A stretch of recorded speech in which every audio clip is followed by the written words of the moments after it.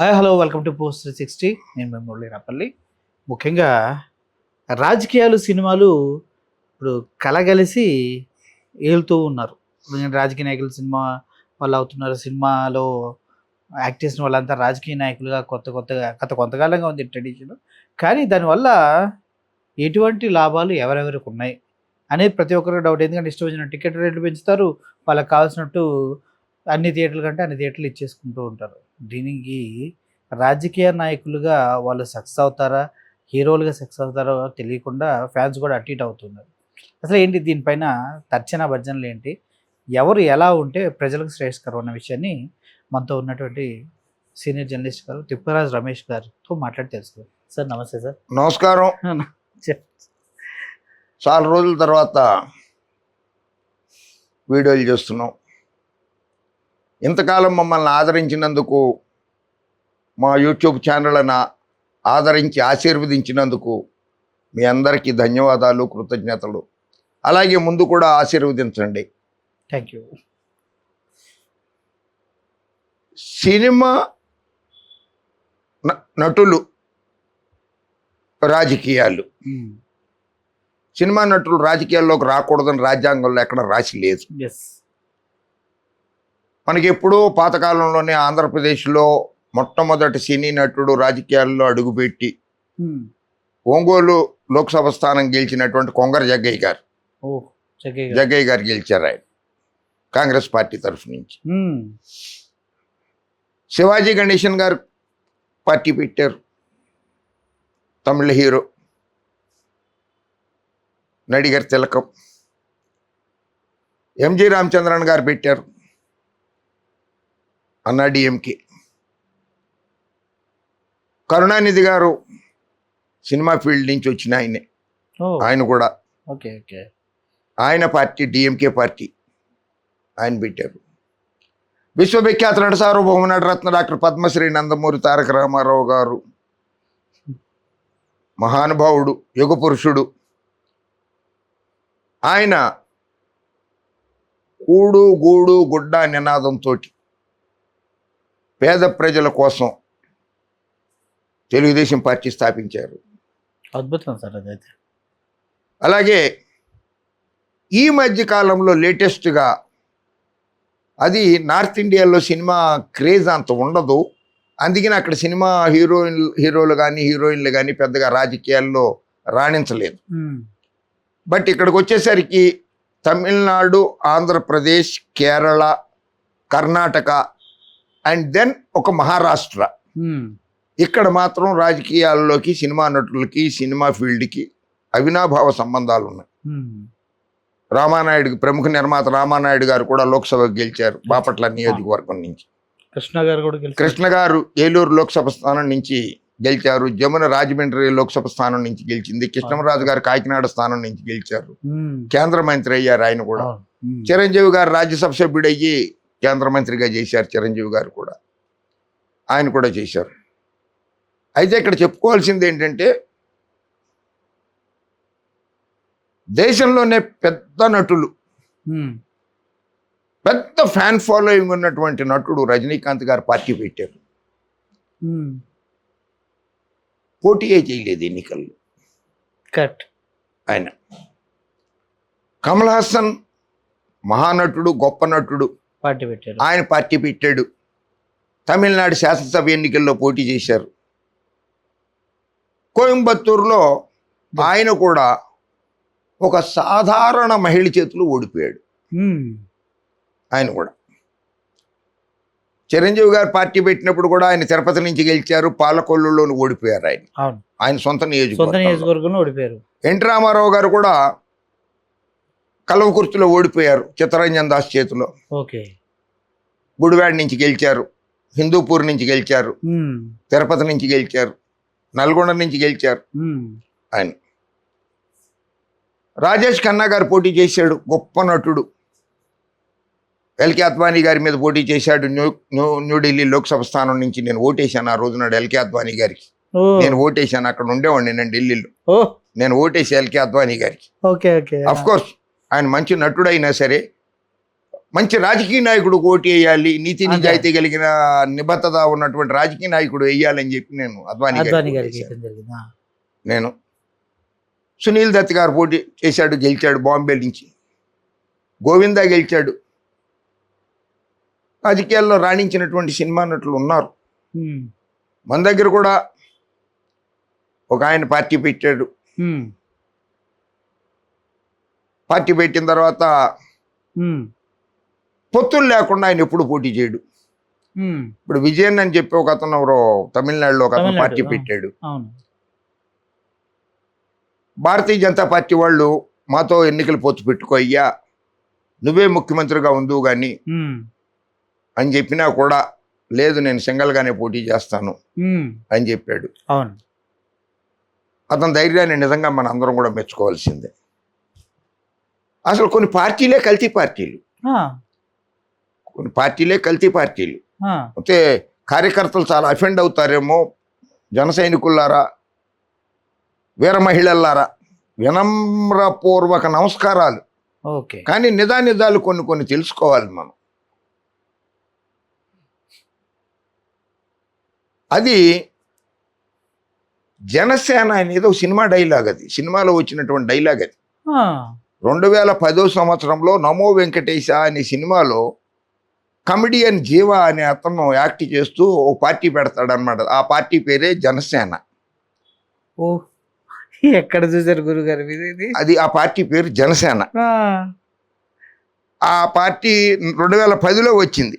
ఉమ్, తర్వాత దాన్ని పవన్ కళ్యాణ్ గారు పార్టీగా నామకరణం. నామకరణం చేసుకుని 2014లో ఆయన పార్టీ పెట్టారు. ఓహో, ఓకే. ఆ, ఆ, అంటే ఇప్పుడు అది ఏం పార్టీ అయినట్టు కామెడీ పార్టీ అయిపోయినట్ట. అని నేను అనలేదు, మీరు కూడా అనకూడదు. మీరు కామెడీ సినిమా అన్నారా? కామెడీ అంతే, కామెడీ అంతే. కామెడీ సినిమా, కామెడీ సినిమా కాదు, కమెడియన్ పెట్టాడు. కామెడియన్ పెట్టాడు. ఓకే. కమెడియన్ పెట్టాడు అంత మాత్రం కామెడీ పార్టీ అయితే కాదు. కాదు. ఓకే, ఆ, సారీ. అది మనం వాడకూడదు లేదు, అటువంటి లేదు, పదాలు. అది నేను కూడా వాడలేదండి. ఆ. కన్ఫ్యూజ్ అయ్యా అంతే, అంతకుమించి. ఆ, ఆ, అసలు కొంతమంది సినిమా నటులు ఉమ్, కాపీ కొట్టేసిన సినిమాలే చేస్తూ ఉంటారు. అయ్యో పాపం. ఒక హీరో గారు అయితే 30 సినిమాలు చేశాడు దగ్గర దగ్గర. ఆ, 30లో 26 సినిమాలు, 24 సినిమాలు కాపీ సినిమాలే. ఆ, తమిళం వాళ్ళవి, మలయాళం వాళ్ళవి, హిందీ వాళ్ళవి, అన్ని భాషల ఎవరు నుంచి సార్ కాపీ ఆ కొట్టి మహానుభావుడు? అన్నీ మనం చెప్పకూడదు, పేర్లు ఎందుకు మనకి. అంటే పార్టీ అధినేతలు ఉన్నారు ఆ, వాళ్ళు? రాజకీయాల్లోనే ఉన్నారు రాజకీయ ఆయన. ఒప్పు అయితే, రాజకీయాల్లోనే ఉన్నారు. అయితే సో ఓకే. ఎన్టీ రామారావు గారు చేయలేదు అనొచ్చు, ఆ, నేరం నాది కాదు ఆకలిది, ఆ, రోటీ కప్డా ఔర్ మకాన్ సినిమా ఆయన కూడా చేశాడు. అమర్ అక్బర్ యాంతోని, ఉమ్, అది కూడా హిందీలో నుంచి వచ్చిన సినిమా అని. Okay, okay. ఆ, చేశారు. కానీ ఈ విధంగా మూకముడిగా ఈ మూకమ్ముడుగాను ఇన్ని రకాలుగాను ఆ, ఎప్పుడు చేయలేదు వీళ్ళు. అయితే ఈ టికెట్ల పెంపు గురించి అంటున్నారు మీరు, ఆ, చాలా బాధేస్తోంది నాకు. చెప్పండి. డీజిల్ పోయడానికి డబ్బులు లేవు, డీజిల్ కూడా దొరకట్లేదు, పెట్రోలు డీజిలు. రైతులు ఎడ్ల బళ్ళు కట్టుకుని ఆ ఎడ్ల బళ్ళల్లో టమాటాలు తీసుకొచ్చి రోడ్ల మీద పారబోసి వెళ్తున్నారు. కిలో రూపాయి. ఎంత దారుణంగా ఉందో. ఎకరం 99 పైసలు. మనం ఇచ్చేదేమో పెద్ద కార్పొరేట్ కంపెనీలకి 99 99 పైసలు. పైసలు టమాటా రూపాయి కిలో. కేజీ రూపాయి. ఎక్కడికి వెళ్తున్నారు సార్? ఆ, అంటే రైతుకి మద్దతు ధర ఇవ్వలేకపోతున్నారు కానీ బలిసిన సినిమా నటులకి మాత్రము మద్దతు ధర, టికెట్ల రేట్లు మీ ఇష్టం వచ్చినట్లు పెంచుకోండి అనేటువంటిది ప్రభుత్వ విధానం అయిపోయింది. అయ్యో, ఇది ప్రజలు ఆలోచించాల్సిన విషయం. చాలా బాగా ఆలోచించాలి. అవును. ముందు రేవంత్ రెడ్డి గారు కూడా నేను సినిమాకి మద్దతు ధర టికెట్ల పెంపుకి నేను అనుమతించనని చెప్పాడు. అటువంటిది తర్వాత ఆయన కూడా ఇస్తున్నాడు ఆయన కూడా ఇవ్వడం మొదలెట్టారు. సినిమాకి మద్దతు ధర ఏంటి? రైతు అన్నదాత. ఆయనకి సినిమా లేదు. వాళ్ళు లేకపోయినా మనం బతకాలం. 1921 వరకు సినిమాలు లేవు అసలు ఉమ్, భారతదేశంలో. ఓకే. డైలాగులు లేవు, మూకి మూకి టాకీలు. ఆ, 1921 వరకు. ఆ, అప్పటి వరకు సినిమాలు లేకపోతే బతకలేదా ఈ జనాభా? 30 కోట్ల మంది ఉండేవాళ్ళు అప్పుడు జనాభా. ఇప్పుడు 140 కోట్లు అయ్యారు మన జనాభా. అప్పుడు 30 కోట్లే. బతకలేదా 30 కోట్ల మంది? బంగారులో బతికారు. బతికారు కదా. సినిమాలు లేకపోతే బతకచ్చు, ఉమ్, సినిమా వాళ్ళు లేకపోతే బతకచ్చు. కానీ అప్పుడు కూడా రైతు లేకపోతే, అన్నదాత లేకపోతే ఎట్లా బతుకుతాం మనము? అన్నదాతను ఆదుకోవాల్సిన పరిస్థితి లేదా ప్రభుత్వాలకి? ఉంది. రైతులను ఆదుకోవాలి కదా. కానీ ఈ కోట్లు కోట్లు పెట్టి సినిమాలు తీసిన వాళ్ళకి అంత బెనిఫిట్స్ ఎందుకు ఇస్తున్నారు గురుగారు? అర్థం కాదు. అదే కదా, ఇవ్వకూడదు. బాధాకరమైన విషయం. బాధాకరమైన విషయం. ఏదో ఇప్పుడు ఒక్కొక్క సినిమాకి ఆ దురంధర ఏదో ఒక సినిమా దురంధర్ 2 అనుకుంటా, దురంధర్ 2 అనే సినిమా, అది దేశభక్తి గురించి దాని మీద తీశారని చెప్పారు. నేను చూడలేదు సినిమా గురించి. ఆ సినిమాకి మొత్తం 1012 షోలు ఆడితే కలెక్షను 2.212 వచ్చింది. అంతే. ఆక్యుపెన్సీ వచ్చి 59%. ఒక్కో షోకి యావరేజ్ 19,064 రూపాయలు మాత్రమే వచ్చింది. 2000 షోలకు కూడా 19,000.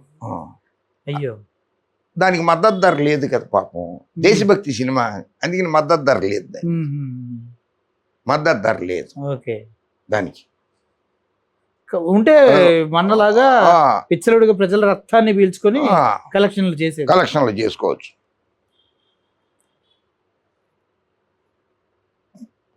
భగత్ సింగ్ అనేది వచ్చేసరికి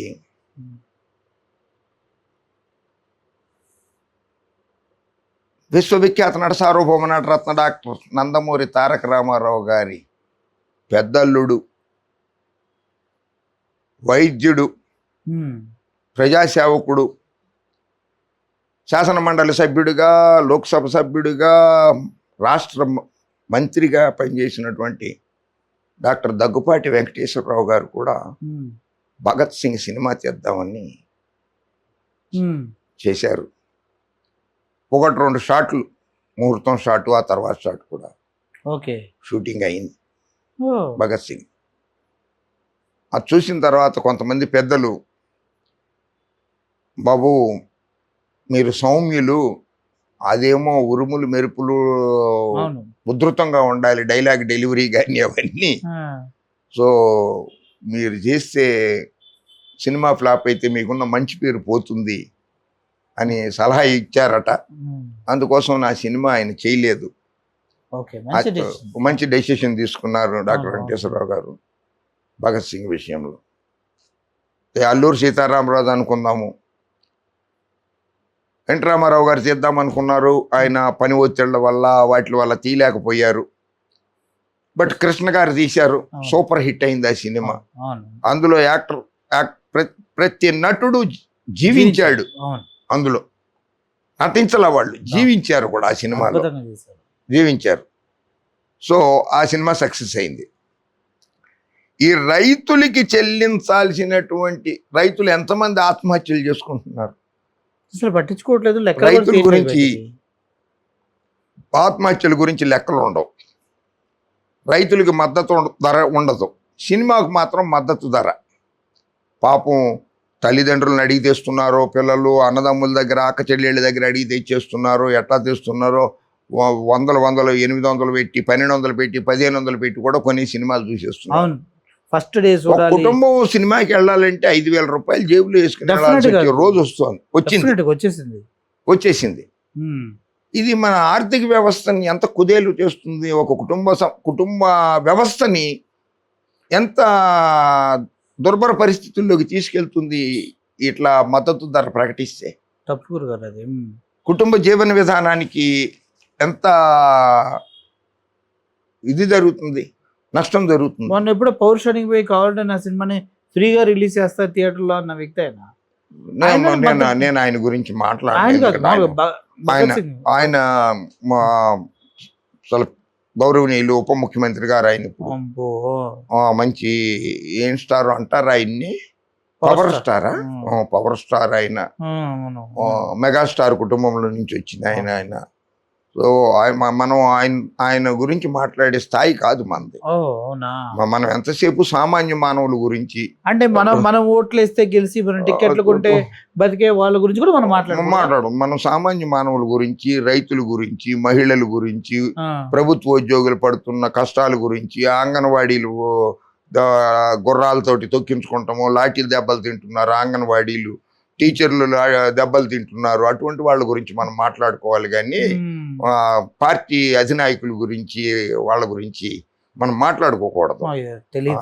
మీకు తెలియదేమో కొంచెం, సారీ ఏమనుకోవద్దు, నేర్చుకోండి. నేర్చుకోండి, వాళ్ళ గురించి వద్దు మనకి. ఫ్రీగా చూపిస్తానన్నారు కానీ ఇంత మటుకు సినీ ఫీల్డ్ లో ఒక టికెట్ మీద 3 సినిమాలు అని చెప్పి శివరాత్రి రోజు నాడు, ముక్కోటి ఏకాదశి రోజు నాడు చూపించిన దాఖలాలు ఉన్నాయి పాతకాలంలో. ఇప్పుడు లేవు. పాతకాలంలో నేను చూసాను, చాలా సినిమాలు చూసాను. రాత్రి అంతా వెళ్ళి 3 సినిమాలు చూసి ఒక టికెట్ మీద మేము చూసాం. సో ఇప్పుడు ఒక టికెటే 2000 అవుతోంది. ఒక టికెట్ వాల్యూతో 5 సినిమాలు చూసేంత కాస్ట్ పెడుతున్నారు. సో ఇక 3 సినిమాలు వాళ్ళు ఫ్రీగా చూపించేటువంటిది అది సంస్కృతి లేదు సినిమా వాళ్ళ దగ్గర. సో మనం ఆశించకూడదు కూడా వాళ్ళ దగ్గర. ఎక్కడ గురుగారు రక్తాన్ని పిండుకొని ఫస్ట్ 2 రోజుల్లోనే పెట్టిన బడ్జెట్ అంతా లాగేసుకోవాలని రేట్లు ఎక్కడ పెంచేస్తే ఇంకా వాళ్ళు ప్రజల గురించి, రైతుల గురించి ఆలోచిస్తారంటే మనం వాళ్ళ గురించి ఆలోచించుకున్నాం. మనం కనీసం మీడియాలో ఉన్నాం కనుక, సోషల్ మీడియాను, మెయిన్ స్ట్రీమ్ మీడియాలో ఎక్కడో అక్కడ ఉన్నాం. ఏదో రైతులకు అన్యాయం జరుగుతుందా కానీ ఇప్పుడు కూడా ఎవరిని పాయింట్అవుట్ చేయాలని మన ఉద్దేశం కాదు. పాపం రైతులకు మద్దతు ధరగా ప్రకటించండి. అప్పుడేమో అరటిపళ్ళు తీసుకొచ్చి రోడ్ల మీద పారేశారు రైతులు, మామిడి పళ్ళు పారేశారు మద్దతు ధర లేదని. అటువంటి వాళ్ళ గురించి మనం మాట్లాడుకుంటే వాళ్ళకి మద్దతు తెలపచ్చు మనం, అంతేగాని వీళ్ళకి మనం మద్దతు తెలపడం వల్ల సినిమా వాళ్ళకి మనల్ని పట్టించుకోరు. మన ప్రజలు ఏదో సినిమా అభిమానులే చూస్తున్నారు కానీ ఈ రోజుల్లో 60 ఏళ్ళు దాటిన వాళ్ళు సినిమా చూస్తున్నది తక్కువ అని చెప్పి నాకు చాలా తక్కువ. యంగ్ జనరేషన్ సినిమాలు చూస్తున్నారు. 60 ఏళ్ళు దాటిన వాళ్ళు ఎవరు సినిమాలకి హాల్కి వెళ్ళి చూస్తున్నారు అన్నది ఎక్కడ కనపట్ల. టీవీల్లో వస్తే చూసుకుంటున్నారు, అదేవో అంటారు కదా, నిజంగా అంత పెద్ద వాళ్ళకి నెట్ఫ్లిక్స్ అవేవో ఉన్నాయి కదా, నాకు తెలియదు అవన్నీ కూడా. ఇప్పుడు పెద్దవాళ్ళకి కూడా సినిమా టికెట్ రామ్మా అంటే ఎంత అయ్యా అంటే అమ్మ 350 రూపాయలు 400 వద్దులే అయ్యా నేను ఇంట్లో ఉంటా మీరు వెళ్ళండి అని చెప్పి 400 మిగులుతాయి. అవును, అటువంటిది రాదన్నమాట. సో మనకి సినిమా థియేటర్లో సేమ్, పెద్ద సినిమాకి సేమే, చిన్న సినిమాకి సేమే. ఆర్ నారాయణమూర్తి గారు లాంటి వాళ్ళు ఉంటారు, ఎప్పుడు ప్రభుత్వాన్ని మాకు మద్దతు ధర ఇవ్వమని చెప్పి పాపం అడగలేడు. చాలా మంచి మళ్ళీ సమాజానికి ఉపయోగపడే సినిమాలు చేస్తాడు ఆర్ నారాయణమూర్తి గారు. అటువంటి వాళ్ళు కూడా కొంతమంది సినిమా ఫీల్డ్ లో ఉన్నారు. కొంతమంది వాళ్ళు ఎప్పుడు అడగలేదు, వాళ్ళు ఎప్పుడు తెచ్చుకోలేదు. సో అటువంటి వాళ్ళని కూడా మనం గుర్తించాలి. అటువంటి వాళ్ళు సినిమా తీసిన దానిపైన సోను సూద్ అని ఎవరో ఉన్నాడు, ఓ సినిమా నటుడు. అతను కరోనా టైంలో కావచ్చు, ఎప్పుడైనా సరే అతను సంపాదించిన సొమ్ములో చాలా సగానికి పైగా దాన ధర్మానికి కేటాయిస్తూ ఉంటాడు. ఎవరో రైతుకి ట్రాక్టర్లు కూడా ఇచ్చాడు మన ఆంధ్రప్రదేశ్ లోనే. తెలిస్తే ఆయన దృష్టికి వస్తే ఏదో విధంగా సహాయపడుతూ ఉంటాడు. కానీ ఎవరు లేరండి సార్ తెలుగులో? లేదు. ఎన్టీ రామారావు గారు తుఫాను వచ్చినప్పుడు చెన్నైలో ఉండేవాడు. అయినప్పుడు ఆ రోజుల్లో చెన్నై నుంచి వచ్చి ఆంధ్రప్రదేశ్ మొత్తం జోలి పట్టుకుని తిరిగి డబ్బులు వసూలు చేసి తుఫాను సహాయ నిధి, ప్రధానమంత్రి సహాయ నిధి అని చెప్పి ఆనాటి ప్రధానమంత్రి ఇందిరాగాంధీ గారికి పంపించిన దాఖలాలు ఉన్నాయి. రాష్ట్రం అంతా తిరిగారు ఆయన జోలి పట్టుకుని. ఇప్పుడు కూడా కొంతమంది జోలి పట్టుకుని తిరుగుతున్నారు, అది వేరే విషయం. వాళ్ళ గురించి మనం మాట్లాడుకోకూడదు. వాళ్ళు తిరిగేది ఆ పర్టికులర్ ప్రాంతం అని కూడా కాదనుకో, ఒక ఆలోచన విధానంతో వాళ్ళు తిరుగుతున్నారు. కానీ ఎన్టీ రామారావు గారు మాత్రం జోలి పట్టుకుని రాష్ట్ర ప్రజల కోసము, రాష్ట్ర ప్రధానమంత్రి సహాయ నిధికి పంపించి, రాష్ట్ర ముఖ్యమంత్రి సహాయ నిధికి పంపించిన దాఖలాలు ఒకసారి కాదు చాలా సార్లు మంచి పని ఆయన చేశారు ఎన్టీ రామారావు గారు. ఆ తర్వాత మహేష్ బాబు కానీ, వెంకటేష్ కానీ. మహేష్ బాబు గారు ఇప్పుడు 160 మందికి మా పిల్లలకు గుండె వైద్యం చేయించారు. నాగార్జున గారు కానీ, జూనియర్ ఎన్టీఆర్ కానీ, వీళ్ళు కొంతమంది నటులు ఉన్నారు. వీళ్ళు కూడా మా ఆపద వచ్చినప్పుడల్లా వాళ్ళు కూడా ముందుకొచ్చి సహాయ సహకారాలు అందిస్తూనే ఉంటారు. పవన్ కళ్యాణ్ గారు కూడా కొంతమందికి ఎవరికో ఇచ్చాడు. ఒకసారి స్పోర్ట్స్లో ఎవరో క్రీడాకారులు గెలిస్తే వాళ్ళకు కూడా ఇచ్చారు డబ్బులు. అట్లా ఆయన కూడా చేస్తాడు. ఆయన చేయడని మనం అనకూడదు, ఆయన కూడా చేశాడు. మంచి ఎక్కడున్నా చెప్పుకోవాలి, మంచి చెప్పుకోవాలి. బ్లడ్ బ్యాంక్ పెట్టారు చిరంజీవి గారు, మంచి మంచి కార్యక్రమం అది. ప్రాణదాత, రక్తం కావాల్సి వచ్చిన వాళ్ళందరికీ ఇస్తున్నారు ఆయన, చిరంజీవి గారు చేశారు. అలా వీళ్ళు చేస్తూనే ఉంటారు. సో రాజకీయ నాయకుల్లో కొరబడినటువంటి ఉదాత్తమైనటువంటి స్వభావం సినిమా నటుల్లో కూడా ఇక్కడ వచ్చి ఈ పరిస్థితులకి, ఏది కరువు పరిస్థితులు వచ్చినప్పుడు, తుఫాన్లు వచ్చినప్పుడు, వరదలు వచ్చినప్పుడు, కరోనా టైము ఇటువంటివి వచ్చినప్పుడు వీళ్ళకి మాత్రం కొద్ది గొప్ప కనికరం కలిగి ఇస్తూనే ఉంటారు. సో అందుకు మాత్రం ఆ సినిమా నటుల్ని వాళ్ళందరినీ కూడా అప్రిషియేట్ చేయాలి, అభినందించాల్సిందే మనం. సో ఏదేమైనా సరే అది పార్టీలు పెట్టిన రాజకీయ నాయకులు ఒక రకంగా, సినిమా నటులు పార్టీ పెట్టి ఒక రకంగా ఉన్నారు. జయలలిత సొంతంగా పార్టీ పెట్టుకుంది, పార్టీలో నుంచి బయటకు వచ్చేసిన తర్వాత అన్నాడీఎంకే పార్టీ సెక్రటరీగా ఉంది. ఆవిడ పార్టీ పెట్టుకుంది, ఆవిడ కూడా 3 సార్లు ముఖ్యమంత్రి అయింది పార్టీ పెట్టుకుని. ఎన్టీ రామారావు గారు అయ్యారు ముఖ్యమంత్రిగా పార్టీ పెట్టుకుని. సరే, ముఖ్యమంత్రి అవ్వాలన్న ఆశయంతో కొంతమంది పార్టీలు పెట్టుకున్నారు. కాదు కూడదలే, మనకు అవకాశం వచ్చేటట్టు లేదు అని చెప్పి ఆలోచన విధానాన్ని మార్చేసుకుని, సిద్ధాంతాలను మార్చుకుని, ఉన్న కాడికి తృప్తి పడదాంలే, చాలు ఇంత మటుకు వచ్చింది అని తృప్తి పడుతున్నారు. సో సినిమా వాళ్ళు, కమల్ హాసన్ కూడా ఒక సాధారణ మహిళతో ఓడిపోయాడని చెప్పాను నేను. సాధారణ మహిళ. ముందు తమిళనాడులో విజయకాంత్ అని ఒక అతను పార్టీ పెట్టాడు. అతన్ని డేరింగ్, అతను మెచ్చుకోవాలి. కనీసం 40 సీట్లు కొట్టాడు. ఉప ముఖ్యమంత్రి కూడా అయ్యాడు అతను, ఉప ముఖ్యమంత్రిగా కూడా చేశాడు అతను. అతను కూడా చేశాడు. కానీ కమల్ హాసన్, రజనీకాంత్ గారు మాత్రం చేయలేకపోయారు, ధైర్యం చేయలేకపోయారు. కమల్ హాసన్ అన్న ధైర్యం చేసి పోటీ చేసి ఓడిపోయాడు. ఇప్పుడు రాజ్యసభలో ఉన్నట్టున్నారు. మళ్ళీ స్టాలిన్ దగ్గరికి వెళ్ళి ఆ పార్టీని రద్దు చేసుకుని స్టాలిన్ గారి దగ్గరికి వెళ్ళి డిఎంకే పార్టీ తరఫు నుంచి రాజ్యసభకి ఎన్నికయ్యాడు ఆయన. సో ఏదో ఒక కోరిక, చట్టసభలో అడుగు పెట్టాలన్న కోరికను తీర్చేసుకున్నాడు. మొన్న ఏదో పొరపాటున చట్టసభలో వస్తున్నాయి జగన్నాథ రథచక్రాలు వస్తున్నాయి అనగానే జగన్మోహన్ రెడ్డి గురించి మాట్లాడుతున్నారు అనుకుని అల్లరి చేశారు. పాపం అతను ఏదో జగన్నాథ రథ చక్రాలు అని అంటే పూరి జగన్నాథ రథ చక్రాలు వాటి గురించి మాట్లాడారు ఆయన.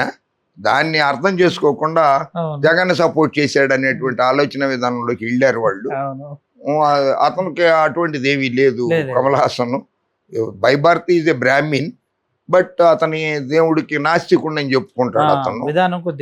అతను నాస్తిక విధానాలతో ఉంటాడు గనక అతను పద్ధతి డిఫరెంట్, వేరుగా ఉంటుంది. అలాగే రజనీకాంత్ గారు కూడా రాఘవేంద్ర స్వామి భక్తుడు, మంచి భక్తుడు ఆయన కూడా మంచి సేవా కార్యక్రమాలు చేస్తూనే ఉంటారు. కొత్త రాజకీయాల్లో రాణించలేదు కొంతమంది, అది బ్యాడ్ లక్ వాళ్ళకి. సునీల్ దత్ గారు రాణించాడు, గోవిందా రాణించాడు. లేదా కొంతమంది మన దగ్గర కూడా మహిళలు ఉన్నారు.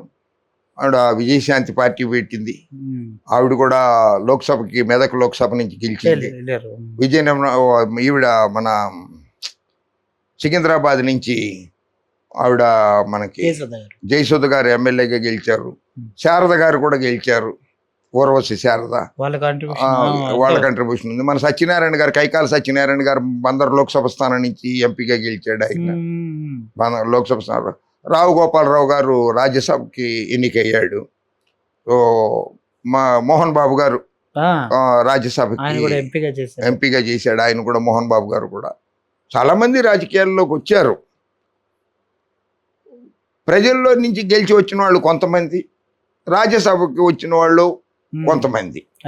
సో ఏదేమైనా సరే ఇప్పుడున్న పరిస్థితుల్లో టికెట్ రేట్లు పెంచుకోవడం తప్పు.